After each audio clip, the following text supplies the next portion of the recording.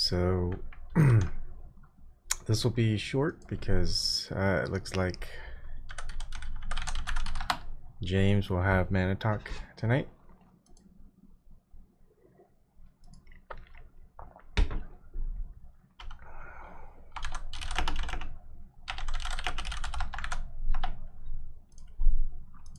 And let's see.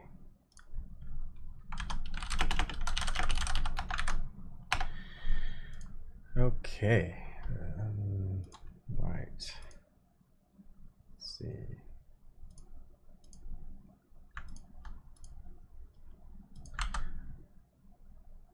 Yeah, I did see. I really like the Orville.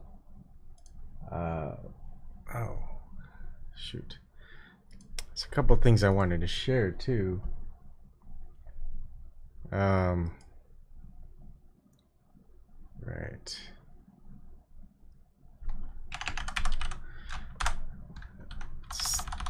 Takes so much prep time for getting material ready, but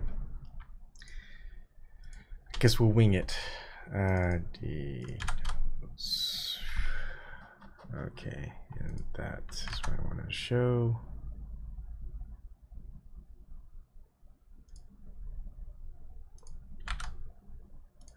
That's good. All right, and let's see. The Orville rotten tomatoes. So while people are getting in, I'm preparing, so sorry about that. So I kind of want to go over something light today, which is why we're talking about the Orville and Star Trek Discovery, and a little bit about Battlefront 2, and I guess a little bit of a segue into how the game industry is going, especially EA. Hey Eric. Yeah, it'd be great to have you on, Eric, especially since I don't really play many console games anymore, and I know you're definitely into Nintendo. It'd be interesting to find out how Nintendo is doing their thing. Let's see. Is my audio okay? I guess I could test it out. Let's see. Ow.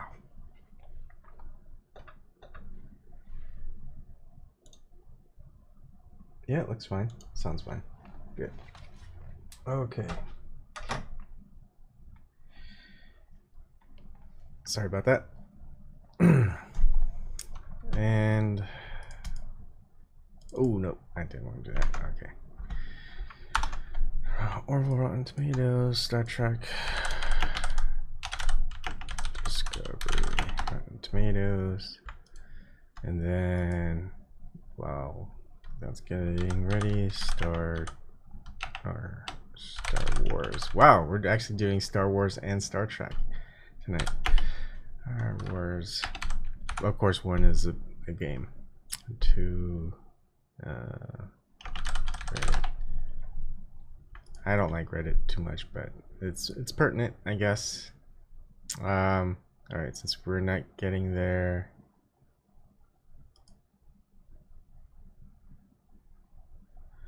Let's see.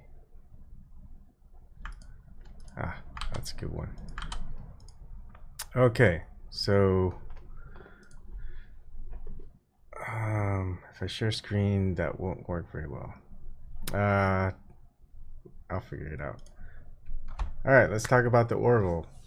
The Orville is a show written by, directed by, created by, probably not directed by, Seth MacFarlane.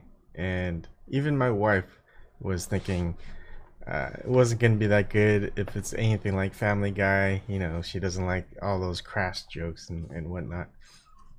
But it's really good. I think it has humor elements. It has Star Trek elements. The old school Star Trek elements. The easiest way to describe it is imagine Star Trek, but rather than having um, personalities of people in the future. It's basically personalities of people currently. So, no one's going to be too serious. It'd be just like an ordinary Joe. And like the typical job in the future is are people who are just traveling in space. A captain is just, say, someone who's like a white collar worker.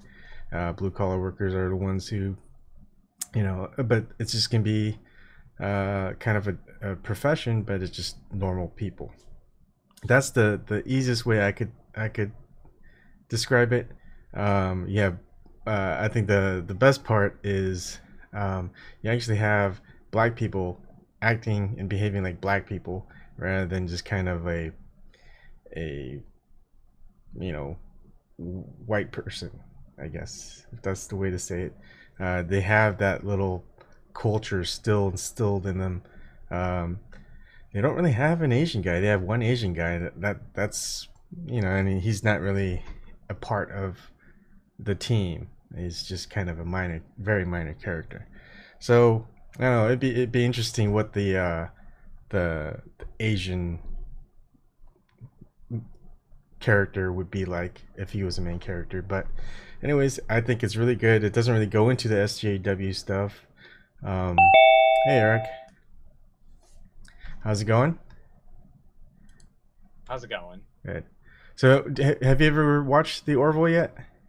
I watched like the first episode. It's like it's not for me. Yeah, it's not gonna be for everyone. Um, oh shoot, I wanted to show people, if you haven't gone to see Rotten Tomatoes. If you go there, you'll see the critic reviews. They do what do you call it? A tomato meter. So they rate the critics' scores into a percentage of average rating. South Park was fantastic, though. I loved Oh, it. I can't wait. I can't wait to like watch it over and again and again and again. It was that fantastic. what was it called? Which season? Season 21, episode 8. I'm trying to remember the episode name, but it was really funny. I'll have to check it out. All right. Um, Let me go look up the oh, it's episode pretty title. good. Their tomato meter is 85% for critics and 86% for audience. Um, okay, so let me get rid of this. Sorry for my ill preparedness. Okay. It's okay. And I need to copy this. Studio mode. Kate. Yeah, I finally kind of fixed my my main computer, but it's weird because it no longer uses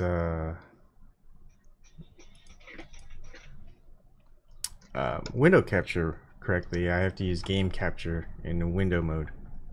Sorry, a little bit geeking out today. Let's see. Create new.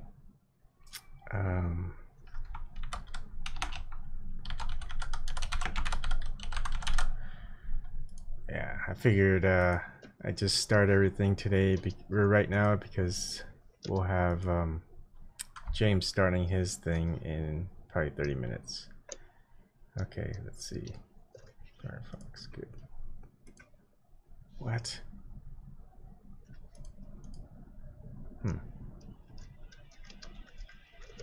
Okay, give me a second.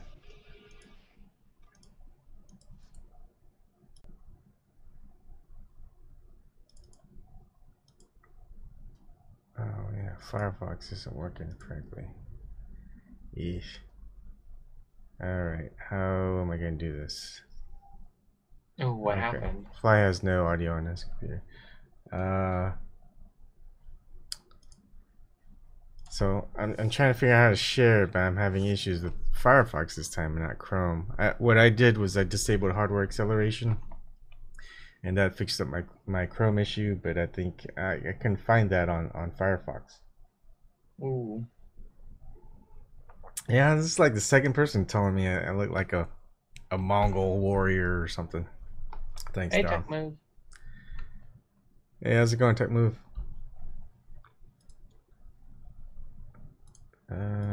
Speakers maybe not set right. All right, let's see. I guess I'm gonna have to share with my. I guess I'll try IE. I hate IE. Um,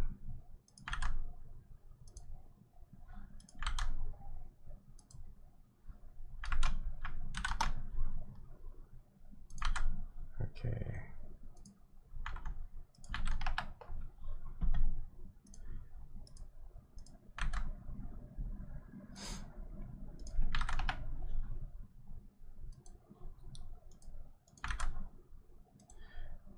I can't wait to talk about the gaming industry, though. Yeah, I'll try. I'll try to make this quick. A lot of tech issues But I right have now. to say, these sell very well. The How Switches. how much are they? Um, they're $300. Wow, that's getting Well, pricey. I did save up for it though. And what's it Switch, Eric? A It's Nintendo Switch. Oh, nice. So It, you use it with your game setup then? like I can't put it on the computer and play live stream though. I mean, I wish I could, but I need something else to actually make it work. So that's not something that you could like use OBS to Twitch, No, not at the moment. but is that possibly in your plan? Or Uh, plans and long then term? maybe in the near future. Yeah, I mean,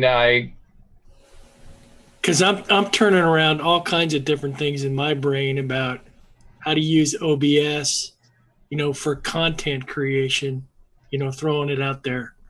And all I'm running into is, researching is different things that I need to add to my computer, either my microphone or my switching in order to make that happen. So I'm just in, data accumulation mode at this point.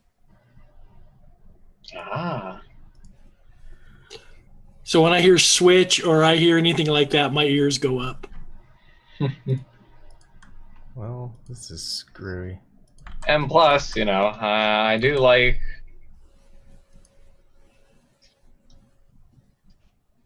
Hmm. I do like this mechanic. Where you could just have the screen and take out the controllers. Yeah. Yeah. So then that gives you the mobility. Then you can go out and it's just what is it a Wi-Fi? Damn It it. can connect to Wi-Fi. All right. Right. So then how do you normally use it? Do you just normally jack into your computer or what do you do with it? Jack into your controllers? What do you mean? As far as do you just run it standalone or do you use it like in a network mode or I usually when I need need to download something. uh-huh. I take. I mean, I always put it on airplane mode so I could save save on the battery as well. Right. So it doesn't connect to Wi-Fi all the time. But whenever I need to connect to Wi-Fi, Because that mode itself almost sounds Wi-Fi-ish. That name that you just used for it.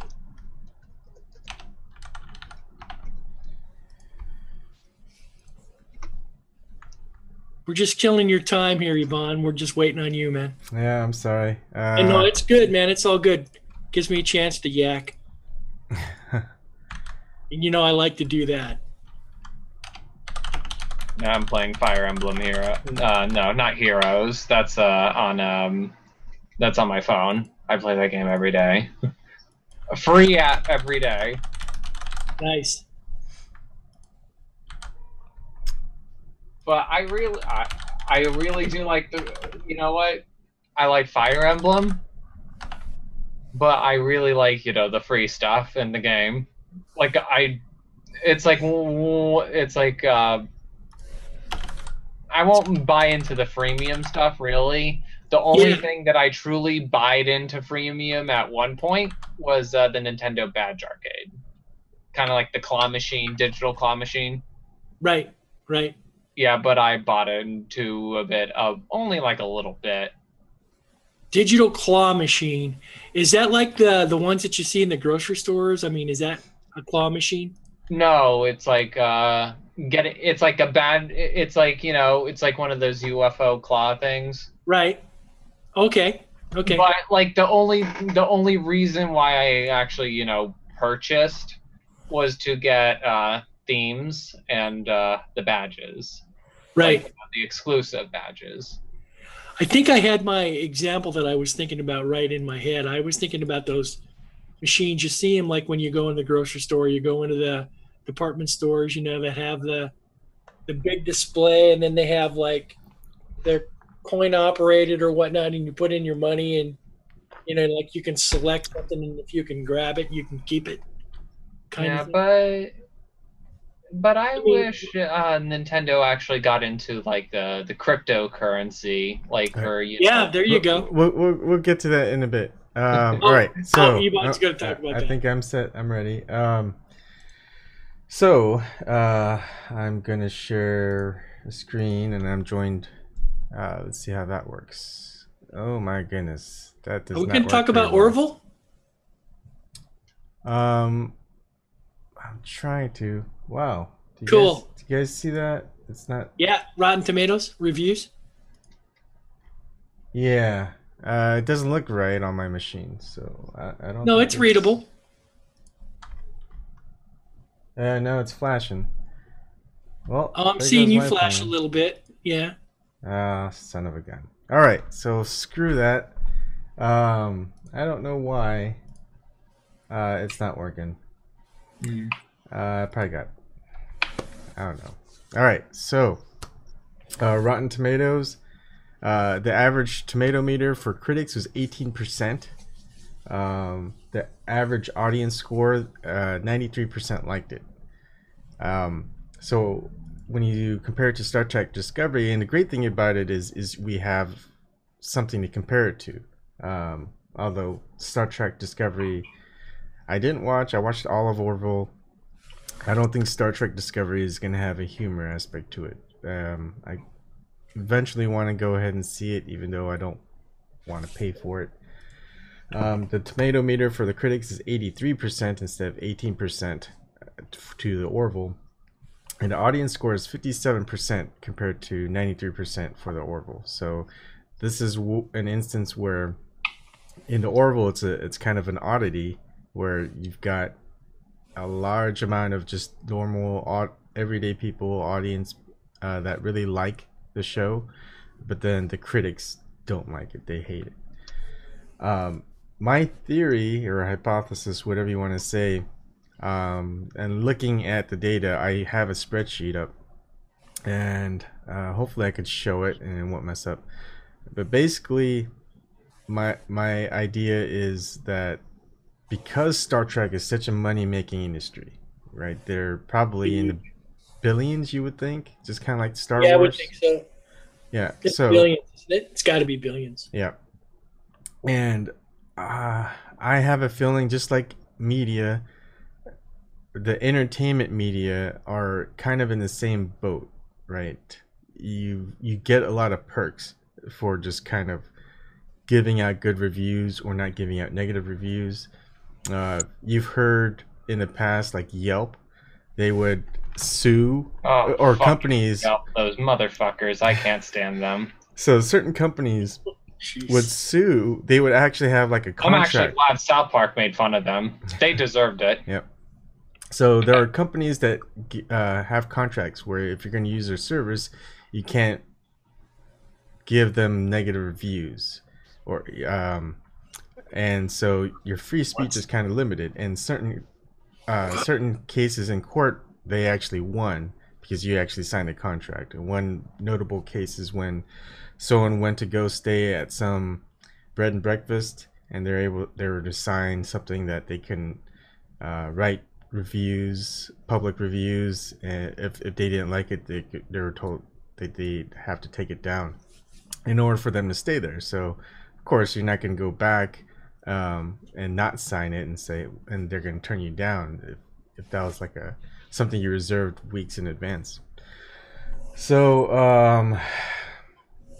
I feel like it's in the same boat where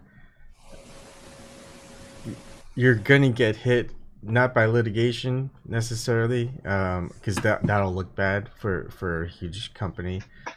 But they're gonna probably say, hey, you know what? We're not gonna fly you down to the studios to film things. We're not gonna give you press passes or free movie tickets to preview the movie, to write a review, things like that. And a lot of that actually happens in hardware review stuff.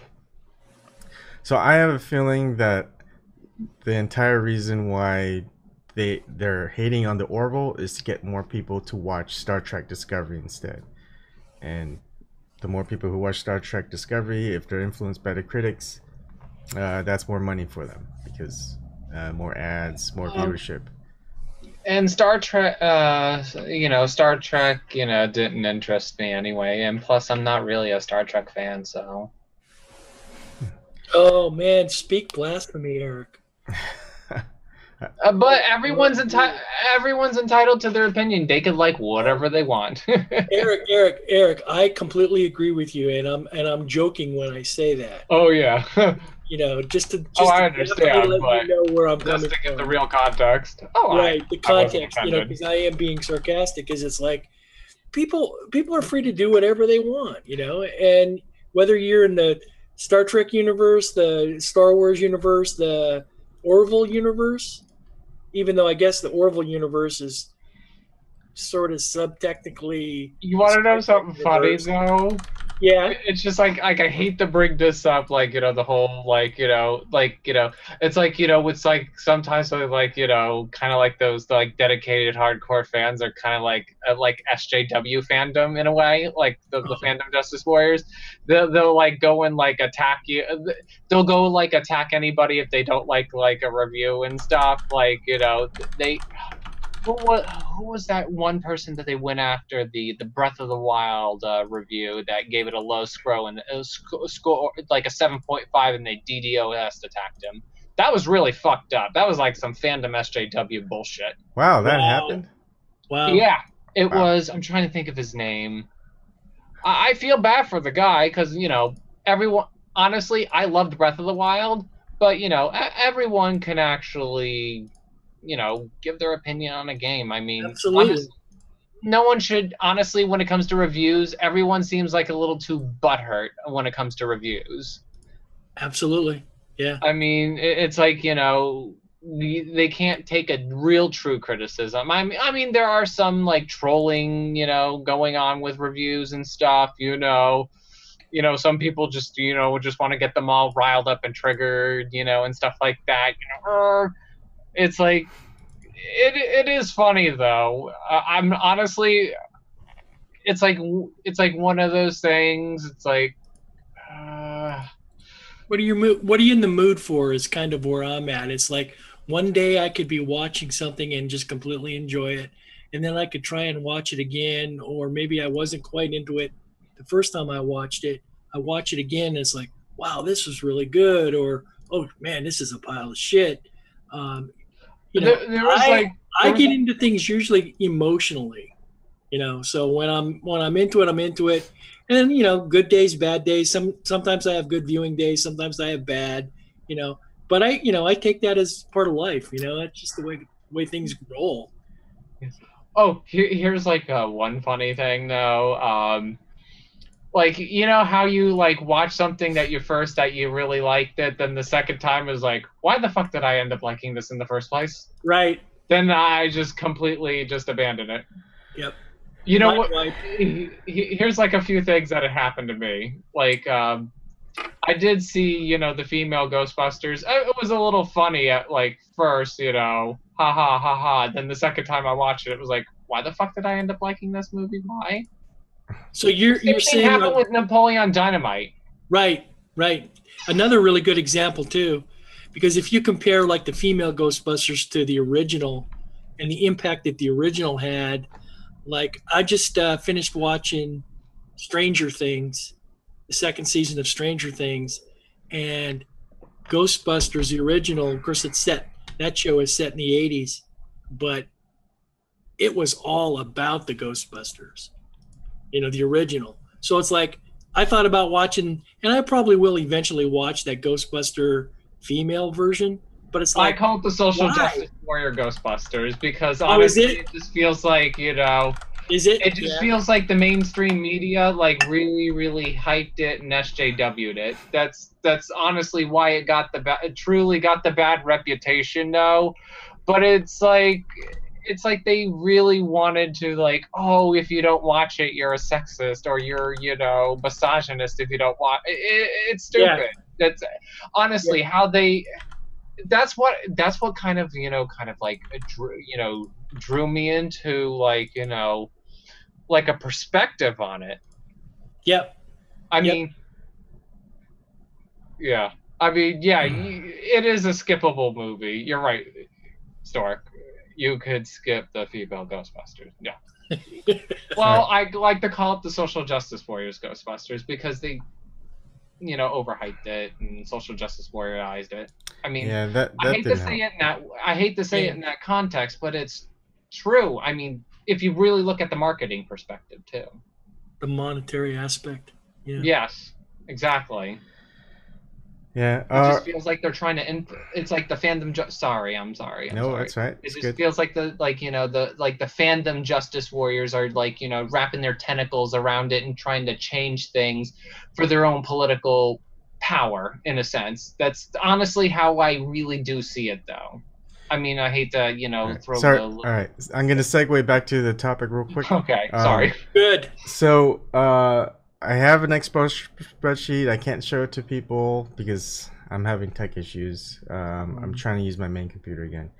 Now, so I tallied it up. Of course, it's got 7 total positive for these critics for the Orville, 31 for Star Trek Discovery, and 42 positive for Star Trek Discovery for the critics, and 11 total negative for Star Trek Discovery. Now, I have a list of the critic names and the company where they wrote their review on, and basically what I wanted to find was there anyone that liked the Orville but didn't like Star Trek Discovery? And that is a 0. So it's the same critic that wrote a review for both. There were 2 critics that didn't like either, so I just don't think they were a fan of this genre. So I'm counting that out. But now, for a critic that reviewed both, that liked Star Trek Discovery but didn't like the Orville, there were 9 total people. And I won't say the names, but if you look at the company or the media company that they wrote for the review for, you've got E Online, Entertainment Weekly, Liz Shannon Miller. I guess she has her own company thing.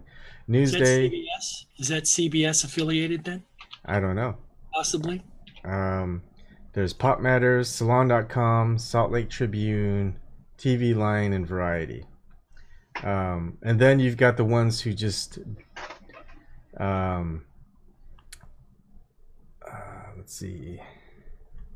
Because I was just thinking of it in terms of like, CBS has got the Star Trek Discovery, and then Fox has got the Orville, and are they battling? Their media are battling against each other. Yeah, that could be shows, right? right? Yeah, it would be interesting to do more research on it because I would be interested. I'm just. It sounds like of at least the 3 of us that are talking, I'm current with both shows. I've seen all of both shows. So what's your opinion on it? But I'm a diehard science fiction dude. Yeah.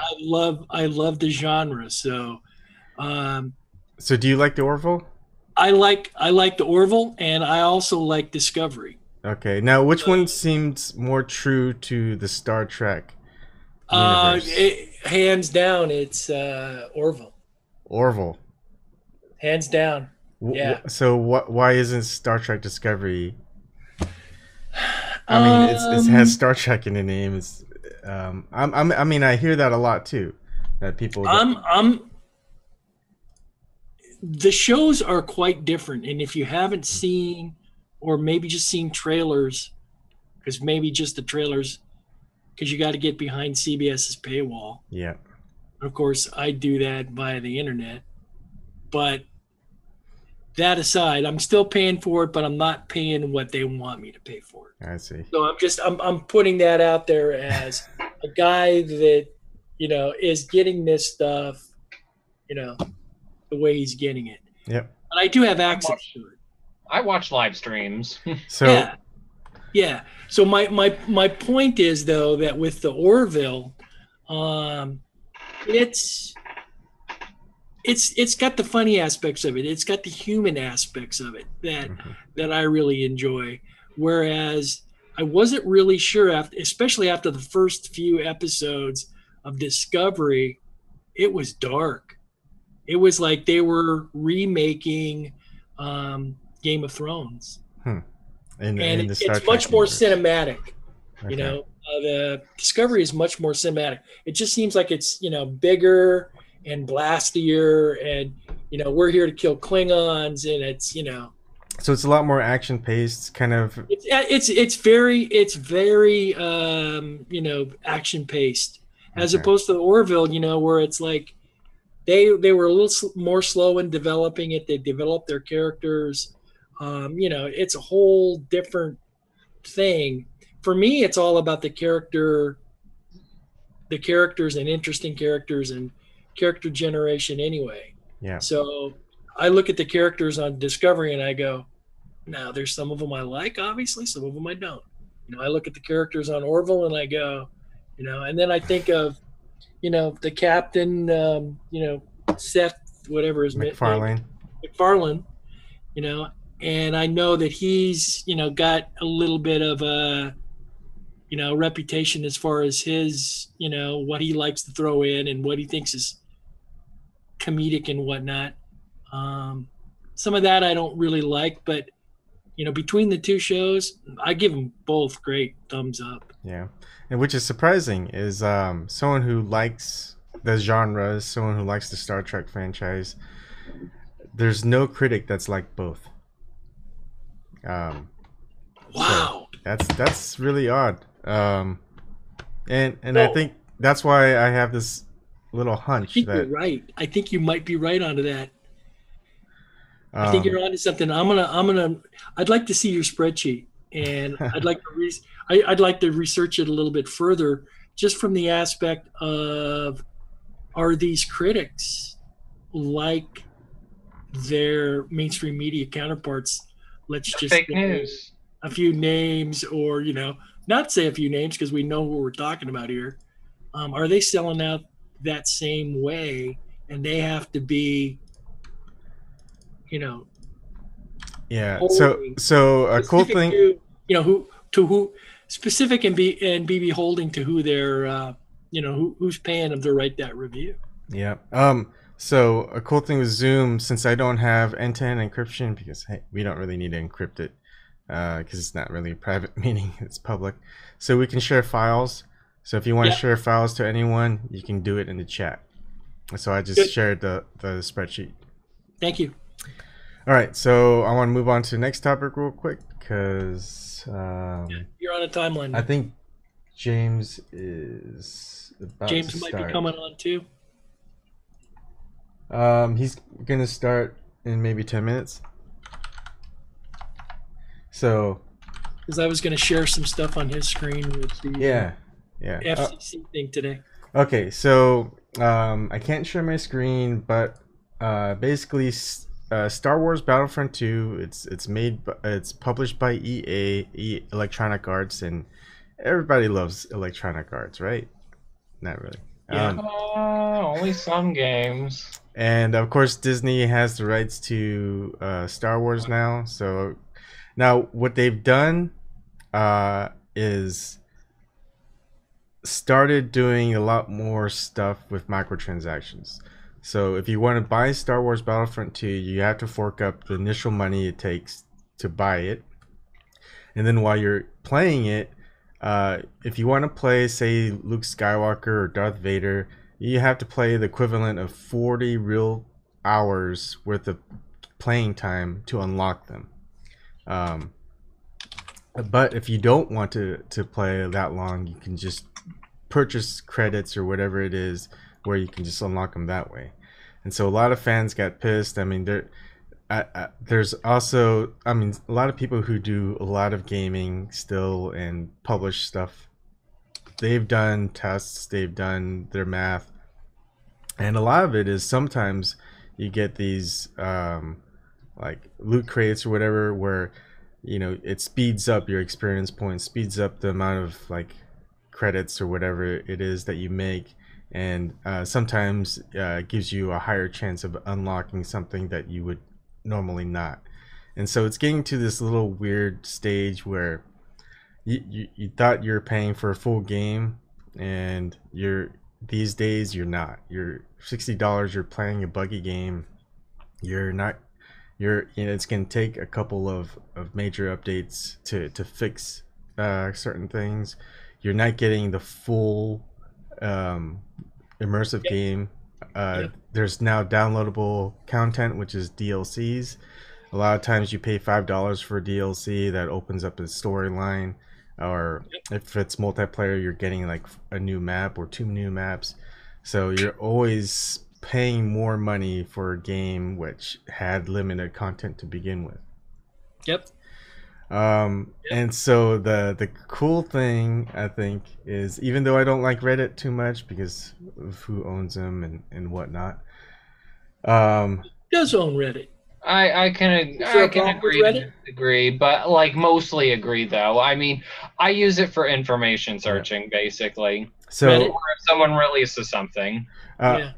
So I don't know who owns Reddit right now. I know it's just some major corporation bought it out. I think we can do a quick search. Bias. No, I can find it. That's all right. I was I thought you might just know off the top of your head. Oh, I don't. But I was thinking, how does that relate? Do they have good reviews on Reddit? No. Well, they had this.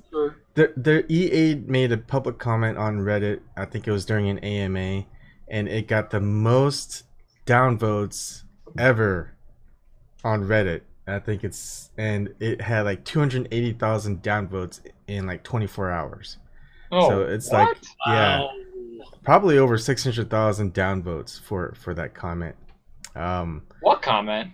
Be interesting to see how that EA's community team sent out a comment about the reason for how they're doing things within the game. And people, the thing is, it's a weird one because people really want to play the game. The graphics look good. The storyline probably is going to be good. People who've baited it, I'm sure, like it. I mean, I think it's probably a good game. The developers and design team that went to work on it probably did a really good job. It's just the upper management team that handles the business transactions of the game. So it's part of it. It feels like if you're gonna get the full game, you pretty much probably would spend like $500 on it just to get everything unlocked, where you pay all that up front and you've got everything unlocked. Otherwise, you pay the $60 and you'll probably play like for 6 months or something, and then you'll finally unlock everything if you have that patience and dedication. And while everyone else, like some people you're going to be matched up against, they're already Darth Vader or Luke Skywalker, so they're just going to die kill you every time anyway. Yeah. Sounds like a cable subscription. Yeah, all these little fees. It's like, oh yeah, look at all the TV shows you're going to watch. It's like 300 worthless channels, and they go, oh, if you want to watch HBO, that's $20 more per month. Right. Because you got 17 channels that you can shop on. Yeah. All right. So, anyways, that's all I want to talk about. I know if anyone else wants to say anything, James is going to start his show soon, so I don't want to like overlap right now. Okay. What should I say? Like something about the gaming industry. Nintendo should go. Nintendo should go. Cryptocurrency. I mean, I would like to see them go cryptocurrency one day. Does Nintendo do microtransactions on their games, or yes, they do? Okay. Like certain ones, like the DLCs, some free-to-play games. Okay. Well, that makes sense. I mean, free-to-play games, you get to play. It's kind of like a demo. You get to play a demo, and then if you want to play more, you just buy parts of it. I want the demos. I'm old school. I like the demos, and oh yeah, there are very few demos anymore even available for any of this stuff. So it's like I've seen that the industry has changed. So it's like if you want to play the game, you got to pay the money to play the game. Anyways, we'll talk about this stuff more. We'll do a bigger geek out thing maybe on Friday, because there's a lot of other stuff I want to talk about, like Tech Movie, about the entire Intel. When we were talking about it the other day, we had a good groove going. Yeah. Yeah. So, and hopefully, definitely. I had something I was going to bring up about ransomware tonight, but I'll hold that. Yeah, we could talk about it, man. Talk. All right. We'll see you guys over at James. All right. See you in a bit. Bye. See ya. Bye.